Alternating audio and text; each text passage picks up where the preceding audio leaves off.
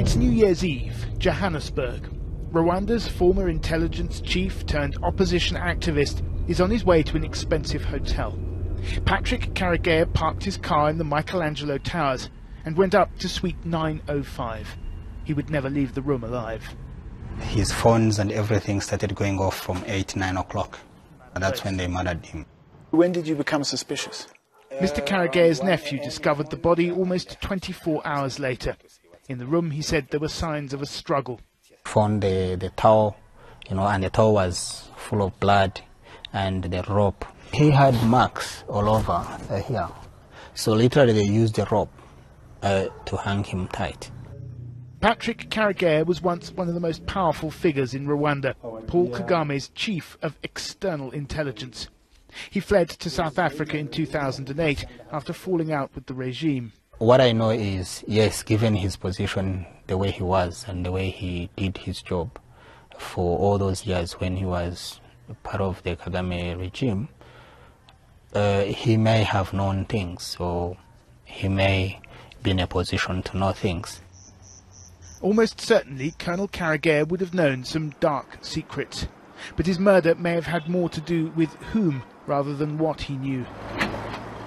The BBC has learnt that Mr. Karegeya held meetings with South African and Tanzanian intelligence officials as those two countries sent troops to the Democratic Republic of Congo as part of a UN force battling a Rwandan-backed rebel group known as M23.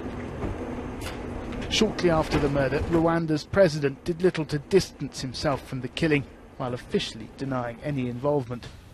It's a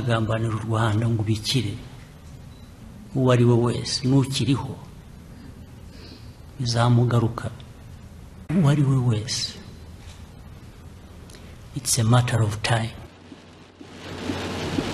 Patrick Karegeya's death served as a stark warning to his fellow exiles in South Africa.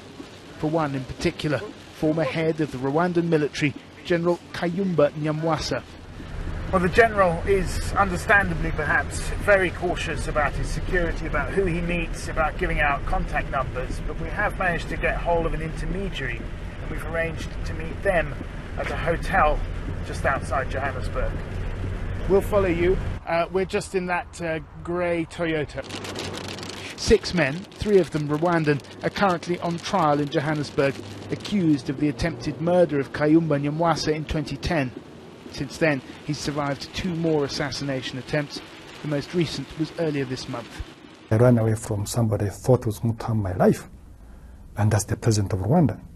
He said that Patrick and I are like flies, and if it requires him to use a hammer to kill a fly, he will do it. Rwanda has accused South Africa of harbouring terrorists, amongst them General Nyamwasa, and has asked for his extradition. That's unlikely to happen. Despite the official denials, the message from Kigali seems clear. Oppose us and you're likely to end up dead. Gabriel Gatehouse, BBC News in Johannesburg.